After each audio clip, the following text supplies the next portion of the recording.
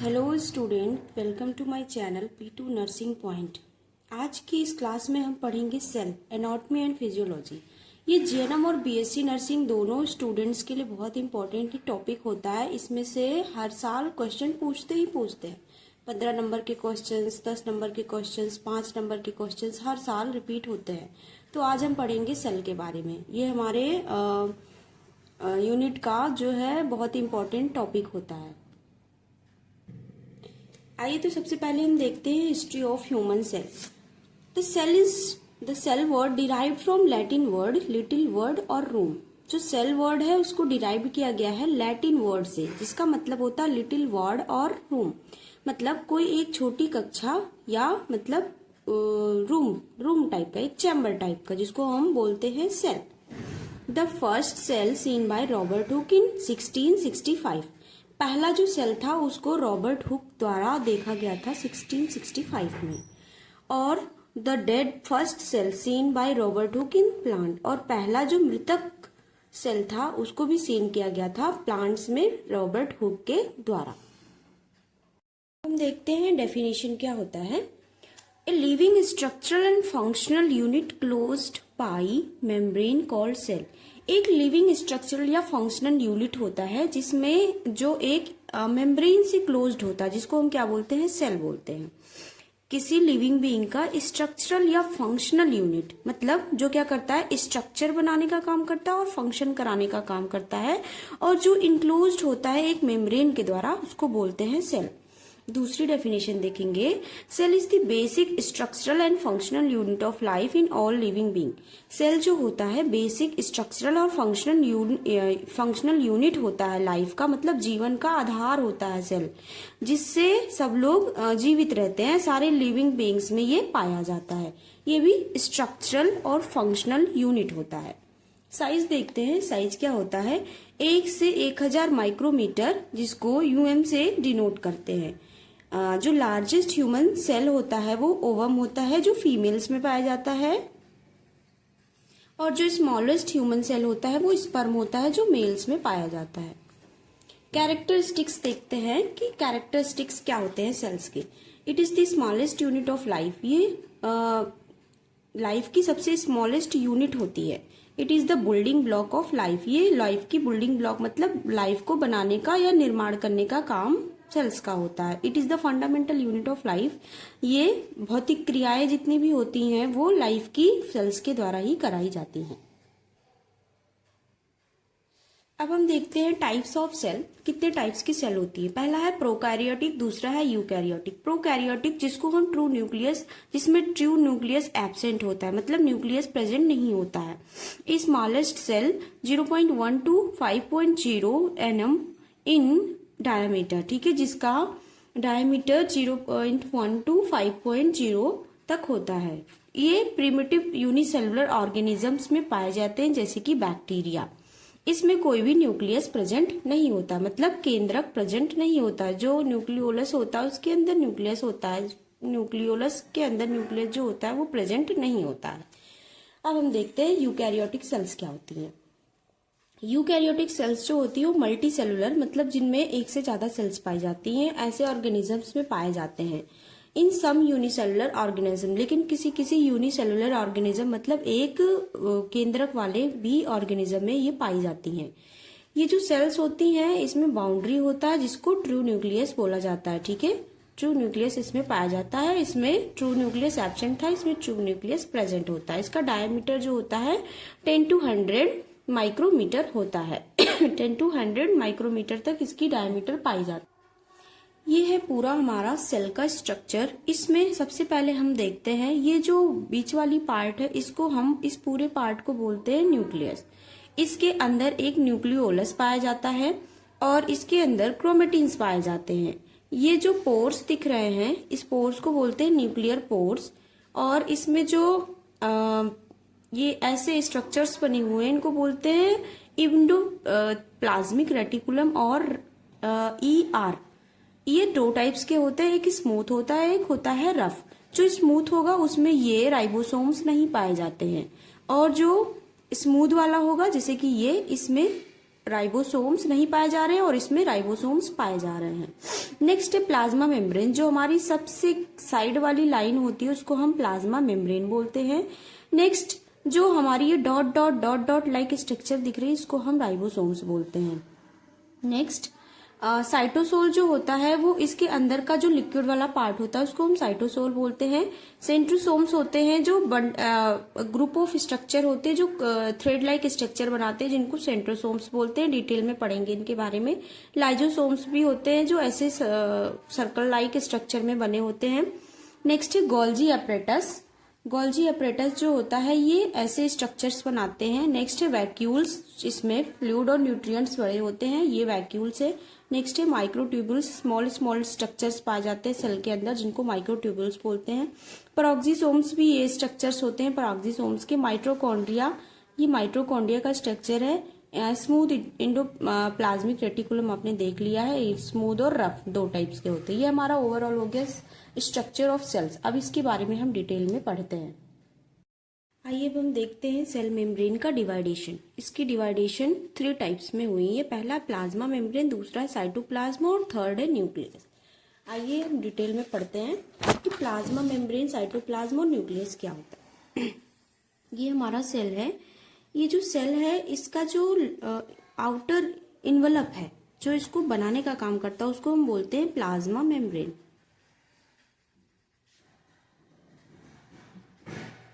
Plasma membrane. Next cytoplasm, इसके अंदर जितनी भी फ्लूइड पाई जाती है उसको हम बोलते हैं साइटोप्लाज्म। एंड न्यूक्लियस, न्यूक्लियस जो होता है जो स्मॉल स्ट्रक्चर जिसको केंद्रक के नाम से जानते हैं उसको हम बोलते हैं न्यूक्लियस। अब इन सारे स्ट्रक्चर्स को हम डिटेल में पढ़ते हैं कि ये सब क्या होते हैं। तो सबसे पहले हम देखते हैं प्लाज्मा मेम्ब्रेन जिसको सेल मेम्ब्रेन भी बोलते हैं, ठीक है। तो ये जो होता है ये आउटर बाउंड्री को फॉर्म करता है सेल के और ये सेलेक्टिवली अलाउ करता है सब्सटेंसेस को कि एंट्री कर जाए और सेल को लीव कर जाए। मतलब जो सेल है इसके अंदर परमिएबल मतलब कहीं कहीं पोर्स पाए जाते हैं। जो पोर्स क्या करते हैं सब्सटेंसेस को अंदर एंट्री करने में और एग्जिट करने में हेल्प करते हैं। अब इसमें कोई सब्सटेंस टाई कर रहा है तो वो यहाँ से एग्जिट कर सकता है और इसके अंदर न्यूट्रिएंट्स जाने चाहिए क्योंकि सेल है और सेल में न्यूट्रिएंट्स रहेंगे तभी हमारी बॉडी में वो इफेक्टिव होंगे। इसलिए यहाँ से एंट्री करने का काम और एग्जिट करने का काम होता है सेल्स का, इसलिए इसको बोलते हैं प्लाज्मा मेम्ब्रेन। और ये क्या होता है सेलेक्टिवली परमिएबल होता है जो अलाउ करता है सब्सटेंसेस को कि वो एंट्री कर जाए और लीव कर जाए सेल के अंदर, सेलेक्टिवली अलाउ करता है। आउटर बाउंड्री को बोलते हैं, ठीक है। जो सेल मेम्ब्रेन होता है वो लिपिड बाइलेयर का बना होता है। इसमें 3 लिपिड मॉलिक्यूल्स पाए जाते हैं। पहला है फॉस्फोलिपिड जिसमें 75% से वो बना होता है, कोलेस्ट्रॉल 20% से और ग्लाइकोलिपिड्स 5% से बने होते हैं। ये हो गया हमारा प्लाज्मा मेम्ब्रेन। हाँ, एक चीज और देखेंगे, the cell membrane is semi permeable which regulate and transport the material entering and exiting the cell.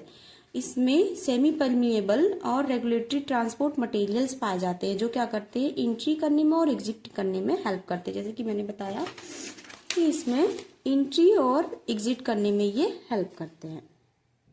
देखेंगे फंक्शन क्या होता है सेल मेम्ब्रेन का। प्रोवाइड करता है proper shape of cell, cell के शेप्स को बनाने के लिए हेल्प करता है।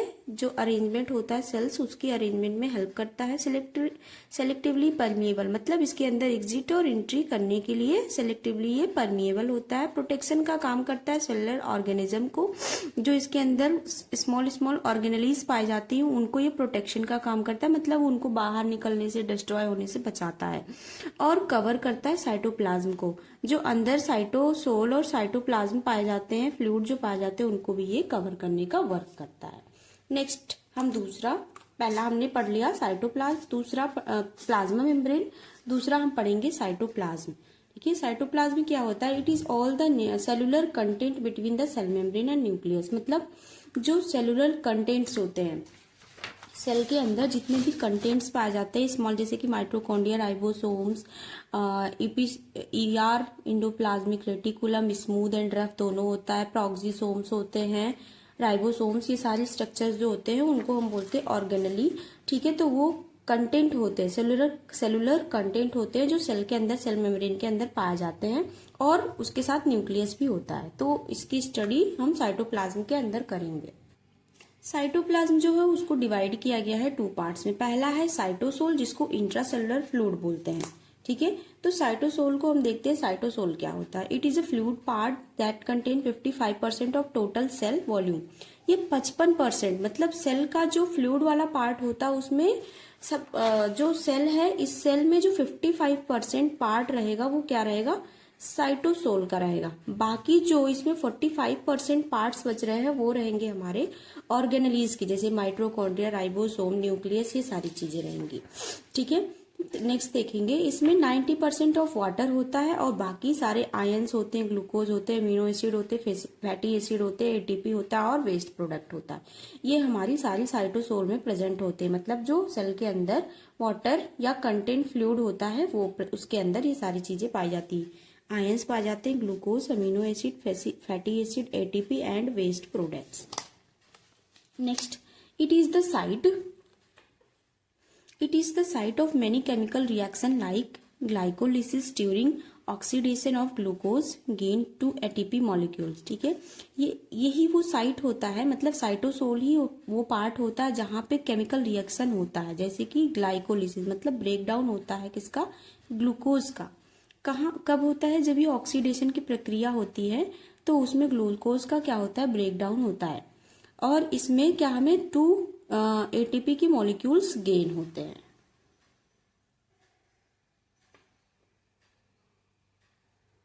नेक्स्ट हम देखेंगे साइटोस्केलेटन क्या होता है। An internal structure framework of cell consisting of 3 types of filaments, ठीक है। साइटोस्केलेटन क्या होता है, ये एक ऐसे फ्रेमवर्क देता है, मतलब मैश लाइक स्ट्रक्चर बनाता है जो सेल के ऑर्गेनेलीज को प्रोटेक्ट करता है कि वो बाहर आए, मतलब बाहर निकलने से, जैसे ये न्यूक्लियस हो गया, माइटोकॉन्ड्रिया हो गया, राइबोसोम्स हो गया, और स्प्रेड ना हो एक दूसरे से, इसलिए इसको ये प्रिवेंट करता है। साइटोस्केलेटन जो मैश लाइक स्ट्रक्चर्स बनाता है किसके अंदर, सेल के अंदर, ठीक है।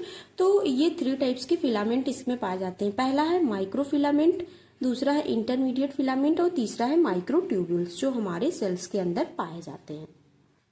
पहला हमने पढ़ लिया था साइटोसोल, जिसको इंट्रासेलुलर फ्लूइड बोलते हैं। दूसरा हम पढ़ेंगे ऑर्गेनेलीज, जो ऑर्गेनेलीज पाए जाते हैं, स्ट्रक्चर्स पाए जाते हैं उसको। These are the structures within the cell that has a specific shape and perform a specific function.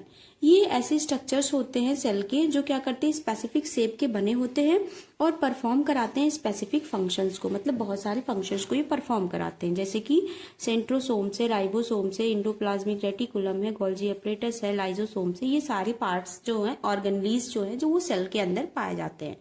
तो सबसे पहले हम पढ़ेंगे सेंट्रोसोम। सेंट्रोसोम क्या होता है देखेंगे।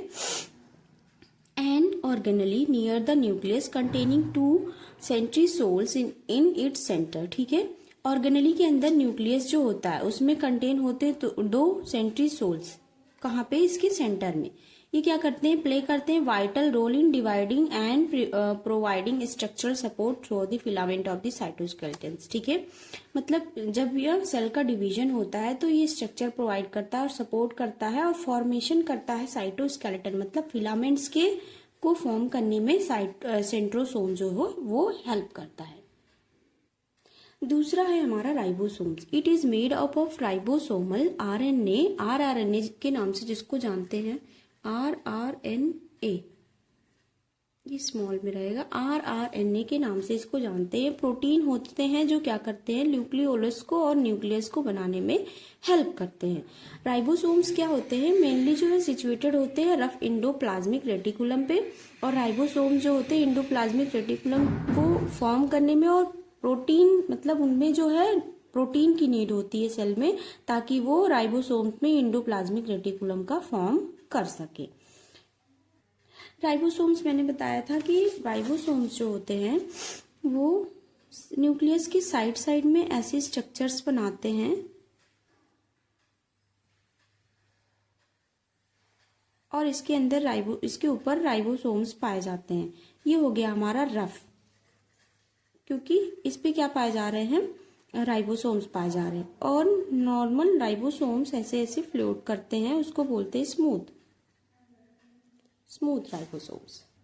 जो राइबोसोम्स ईपीआर के ऊपर कवर करते हैं उनको हम बोलते हैं रफ एंडोप्लाज्मिक रेटिकुलम, और जो फ्रीली इंडिविजुअल जो है फ्रीली जो फ्लोट करते हैं उनको बोलते हैं राइबोसोम्स, नॉर्मल राइबोसोम्स जो फ्लोट करते हैं सेल। फ्री राइबोसोम्स क्या होते हैं? जो अटैच नहीं होते एंडोप्लाज्मिक रेटिकुलम से और क्या करते हैं प्रोटीन को, मतलब उनमें साइटोसोल की प्रोटीन की नीड नहीं होती कि वो फॉर्म करे राइबोसोम्स या एंडोप्लाज्मिक रेटिकुलम को। नेक्स्ट हम देखेंगे लाइजोसोम्स। लाइजोसोम्स क्या होते हैं? All cell organelle that is part of intracellular digestive system. ये क्या होता है? इंट्रासेलुलर डाइजेस्टिव सिस्टम का काम करता है, मतलब सेल्स के अंदर डाइजेस्टिव सिस्टम मतलब इनगल्फिंग का काम करता है, सेल्स को डाइजेस्ट करने का काम करता है, सेलुलर फ्लूइड को या सेलुलर ऑर्गेनिज्म को, ऑर्गेनेलीज को इनगल्फ करने का काम करता है। इसमें नंबर ऑफ हाइड्रोलिटिक एंजाइम्स पाए जाते हैं जो क्या करते हैं? ब्रेकडाउन का काम करते हैं प्रोटीन्स को, ठीक है। और कुछ कार्बोहाइड्रेट भी पाए जाते हैं जिनका ब्रेकडाउन का काम किसका होता है? लाइजोसोम्स का होता है, ठीक है। इसीलिए इसको हम लोग सुसाइडल बैग ऑफ सेल के नाम से भी जानते हैं, मतलब सेल को इनगल्फ करने का। जब भी सेल में एबनॉर्मल डिविजन्स होती हैं, जैसे कि सेल है और ये कैंसर का फॉर्म कर रही है, तो ये लाइजोसोम्स क्या करता है? सेल को इनगल्फ कर लेता है और डिस्ट्रॉय कर लेता है। नॉर्मल जो हेल्दी सेल्स होती हैं उनको बचा देता है और जो खराब वाले सेल्स होते हैं उनको इनगल्फ कर लेते हैं। इसीलिए इसको हम suicidal bag of the cell के नाम से भी नेक्स्ट है एंडोप्लाज्मिक रेटिकुलम या ईआर। ये ट्यूब लाइक स्ट्रक्चर्स होते हैं, प्रेजेंट होते हैं साइटोप्लाज्म में। दो टाइप्स के होते हैं, पहला है रफ, दूसरा है स्मूथ। जो रफ वाला होता है वो राइबोसोम से अटैच होता है, मतलब उसके सरफेस पे राइबोसोम्स पाए जाते हैं, जैसे कि मैंने ये बताया था कि इसके सरफेस पे राइबोसोम्स पाए जाते हैं। और जो स्मूथ एंडोप्लाज्मिक रेटिकुलम होता है वो स्मूथ बना रहता है, वो ऐसे स्ट्रक्चर्स बनाते हैं उसमें कोई राइबोसोम्स पाए नहीं जाते हैं। फंक्शन क्या होता है राइबोसोम्स का? ट्रांसपोर्टेशन ऑफ प्रोटीन, ठीक है। प्रोटीन का ये ट्रांसपोर्टेशन का काम करता है जो रफ वाला पार्ट होता है, और लिपिड का काम करता है, लिपिड को ट्रांसपोर्ट करने का काम करता है जो स्मूथ वाला एंडोप्लाज्मिक रेटिकुलम होता है। अब हम देखते हैं गोल्जी कॉम्प्लेक्स क्या होता है। It is a thin membranous sac like organelle present in almost of the cell, ठीक है। ये गोल्जी ऑपरेटस जो होता है मेम्ब्रेनियस ऑर्गेनेली होता है जो सारे सेल्स में प्रेजेंट होता है। ये इन्वॉल्व होता है प्रोसेसिंग और packaging of protein during their transportation, मतलब जब पैकेजिंग होता है प्रोटीन का और प्रोसेस होता है ट्रांसपोर्टेशन का, तब ये अपना रोल प्ले करता है। नेक्स्ट देखेंगे माइक्रोकॉन्ड्रिया। माइटोकॉन्ड्रिया जो होता है सेल का रॉड और ओवल शेप का स्ट्रक्चर होता है जो 0.5 माइक्रोमीटर का डायमीटर में होता है। इसमें क्या एंजाइम्स पाए जाते हैं जो एरोबिक यानी कि ऑक्सीजन की रिक्वायर होती है इस स्टेज में, ताकि जो सेल्स है वो रिस्पायर कर सके, मतलब रेस्पिरेशन की प्रोसेस उसमें हो सके। और ये माइटोकॉन्ड्रिया की साइट पे एटीपी का सिंथेसिस भी होता है। एटीपी की सिंथेसिस जो है माइटोकॉन्ड्रिया के साइट पे होता है, इसलिए इसको हम power house of the cell के नाम से भी जानते हैं, मतलब सबसे ज्यादा यहाँ पे एनर्जी पाई जाती है।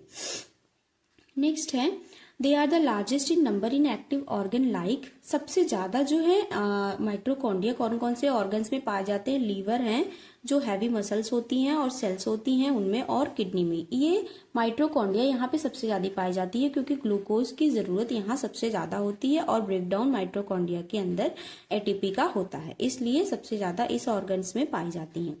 माइटोकॉन्ड्रिया जो है वो कंसिस्ट होता है आउटर माइटोकॉन्ड्रिया मेम्ब्रेन या इनर माइटोकॉन्ड्रियल मेम्ब्रेन, मतलब इसमें दो पार्ट्स पाए जाते हैं जिसमें थोड़ा सा फ्लूइड भी होता है, उस स्पेस के बीच में थोड़ा फ्लूइड भी पाया जाता है।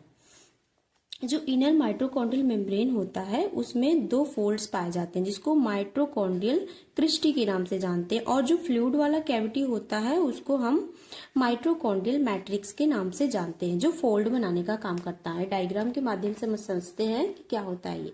ये हमारा है पूरा माइटोकॉन्ड्रिया का डायग्राम। इसमें ये जो आउटर वाला मेम्ब्रेन है इसको हम आउटर मेम्ब्रेन बोलेंगे, और ये जो इनर फोल्ड्स बने हुए हैं इनको इनर मेम्ब्रेन बोलेंगे। इसमें जो ये कोन लाइक स्ट्रक्चर्स बना रहे हैं इनको हम क्रिस्टी बोलेंगे, और ये जो लीफ लाइक स्ट्रक्चर्स या फोल्ड्स बना रहे हैं इनको हम मैट्रिक्स बोलते हैं। नेक्स्ट हम देखेंगे पैरोक्सिसोम्स क्या होते हैं। एक टीनी सिंगल मेम्ब्रेन ऑर्गेनेली होता है जो हैंडल करता है क्रूशियल मेटाबॉलिक टास्क, मतलब जो इम्पोर्टेंट मेटाबॉलिक टास्क होते हैं वो इसके अंडर में होते हैं। और ये क्या करता है, डिटॉक्सिफिकेशन और लिपिड का ब्रेकडाउन करने का काम करता है। पराक्सीसोम्स। वैक्यूल्स क्या होते हैं, वैक्यूल्स जान लेते हैं। वैक्यूल्स जो होते हैं वो मेम्ब्रेन बाउंडेड सैक होते हैं, सेल्स होते हैं जिसमें पानी रहता है, न्यूट्रिएंट्स रहता है और वाटर रहता है। वैक्यूल्स ही स्ट्रक्चर्स होते हैं जिसमें वेस्ट प्रोडक्ट, न्यूट्रिएंट्स और वाटर स्टोर रहते हैं। इसको हम सेल का स्टोरेज और वेस्ट डिस्पोजल सिस्टम भी बोलते हैं। मतलब यहाँ पे सेल के अंदर स्टोरेज का और वेस्टेज डिस्पोजल का सिस्टम जो है वैक्यूल्स फंक्शन करता है। हमारा सेल का तीसरा पार्ट जो है वो न्यूक्लियस है। न्यूक्लियस, पहला हमने क्या पढ़ा था, सेल मेम्ब्रेन, दूसरा पढ़ा था साइटोसोल। साइटोसोल के अंदर सारे ऑर्गेनेलीज पढ़े थे। अब हम पढ़ेंगे न्यूक्लियस। न्यूक्लियस जो है वो डिस्क्राइब्ड किया गया था या डिस्कवर्ड किया गया था रॉबर्ट हुक के द्वारा 1831 में। ठीक है, रॉबर्ट हुक जो थे साइंटिस्ट थे, इन्होंने ही सबसे पहले न्यूक्लियस की खोज की थी 1831 में। जो न्यूक्लियस है वो लार्जेस्ट सेलुलर ऑर्गेनेली होता है। मतलब जो न्यूक्लियस है, सारे स्ट्रक्चर में न्यूक्लियस सबसे बड़ा ऑर्गेनेली होता है। ये न्यूक्लियस जो है सारे ऑर्गेनेलीज से सबसे बड़ा ऑर्गेनेली ये न्यूक्लियस होता है। ये ओवल शेप का स्ट्रक्चर होता है सेल के अंदर, जो क्या कंटेन करता है, जेनेटिक मटेरियल, जिसको क्रोमोसोम्स बोलते हैं। सेल के अंदर ये ओवल शेप में पाया जाता है और ये ओवल शेप पाए जाने की वजह से इसका जो शेप है ये सबसे बड़ा भी होता है सेल के अंदर। और इसी में क्रोमोसोम्स भी पाए जाते हैं जो क्या करते हैं, सेल में जेनेटिक म्यूटेशन या जेनेटिक जीन को बनाने का काम करते हैं क्रोमोसोम्स। नेक्स्ट स्ट्रक्चर होता है सेल मेम्ब्रेन, जिसको बोलते हैं न्यूक्लियर इन्वलप। ठीक है, सेल मेम्ब्रेन के अंदर एक न्यूक्लियर इन्वलप पाया जाता है जो न्यूक्लियर मेम्ब्रेन को सेपरेट करता है साइटोप्लाज्म से। मतलब जो साइटोप्लाज्म है, ये जो साइटोप्लाज्म है इसमें ये जो न्यूक्लियर मेम्ब्रेन है, ये न्यूक्लियर मेम्ब्रेन करता है साइटोप्लाज्म को न्यूक्लियस से मिक्स होने से इसको ये डिफ्रेंशिएट करता है, मतलब चेंज करता है। Nucleus contain cells hereditary unit called genes. ठीक है, न्यूक्लियस जो है वो उसमें सेल्स पाए जाते हैं जिसको हम हेरिडिटरी यूनिट, जिसको जीन के नाम से भी जानते हैं। It is present in the central part of the cell. ये सेंट्रल पार्ट में मतलब बीचों बीच के अंदर पाया जाता है। It is covered by membrane is called nucleus membrane. इसको मेम्ब्रेन के द्वारा कवर किया जाता है जिसको न्यूक्लियस मेम्ब्रेन बोलते हैं। अब देखते हैं क्या क्या स्ट्रक्चर्स न्यूक्लियस मेम्ब्रेन के अंदर पाए जाते हैं। सबसे पहले जो स्ट्रक्चर है वो क्या है, न्यूक्लियोलस। ये क्या होता है, सेंट्रल पार्ट में न्यूक्लियस के पाया जाता है। ये हमारा है न्यूक्लियस, ये सेल है, सेल के अंदर ये न्यूक्लियस है और ये है न्यूक्लियोलस। ठीक है, तो ये सबसे सेंट्रल पार्ट में पाया जाता है। Chromosomes, it is found in the nucleus found by the DNA and protein thread like structure known as chromatins. ठीक है, इसके अंदर ही क्रोमोसोम्स पाए जाते हैं जो थ्रेड लाइक स्ट्रक्चर बनाते हैं, जिनको हम क्रोमेटिन के नाम से भी जानते हैं। इसमें न्यूक्लियस के अंदर फ्लूइड भी पाया जाता है। ठीक है, जिसको न्यूक्लियस फ्लूइड भी बोलते हैं। During cell division the chromatin multiply and form chromosomes. जब भी सेल डिवीजन का प्रोसेस होता है, जो क्रोमेटिन्स होते हैं वो मल्टीप्लाई करते हैं और क्रोमोसोम्स को फॉर्म कर लेते हैं, मतलब क्रोमोसोम्स बन। नेक्स्ट है, देयर आर 23 पेयर्स और 46 chromosomes in the normal person. किसी भी नॉर्मल पर्सन के अंदर 23 जोड़ी या 46 क्रोमोसोम्स की संख्या पाई जाती है। अब हम देखते हैं क्या है फंक्शन ऑफ सेल्स। पहला है एनर्जी प्रोडक्शन, मतलब एटीपी का जनरेशन सेल्स के अंदर से होता है। प्रोडक्शन, रिप्रोडक्शन एंड ग्रोथ, मतलब अपनी संख्या को बढ़ाने का और ग्रोथ करने का काम भी सेल्स का होता है। किसी भी स्टिमुलाई, जैसे कि नर्व सेल्स, अगर कुछ भी हमारी बॉडी में अल्ट्रेशन हो रहा है तो वो वहाँ पे नर्व सेल्स जो होती है, सेल्स क्या करती हैं, हमारे ब्रेन तक मैसेज लेके जाती है और हमें पता चल जाता है। मतलब रिस्पॉन्स करने, किसी भी स्टिमुलाई के लिए रिस्पॉन्स करने का वर्क भी कौन कराता है, सेल्स कराते हैं। ट्रांसपोर्टेशन, न्यूट्रिएंट्स, वेस्ट को ट्रांसपोर्ट करने का काम भी सेल्स का होता है। वेस्ट रिमूवल, बॉडी से वेस्ट को रिमूव करने का काम भी सेल्स का होता है। स्ट्रक्चरल सपोर्ट, मतलब जो स्ट्रक्चर्स पाए जाते हैं उनको सपोर्ट करने का काम भी सेल्स का होता है। कम्युनिकेशन, मतलब बॉडी के अंदर कम्युनिकेशन का काम भी सेल्स करते हैं। मेटाबॉलिक और सिंथेसिस का काम भी सेल्स करते हैं और मूवमेंट कराने का काम भी सेल्स करते हैं। तो ये रहा हमारा पूरा ओवरऑल सेल के बारे में।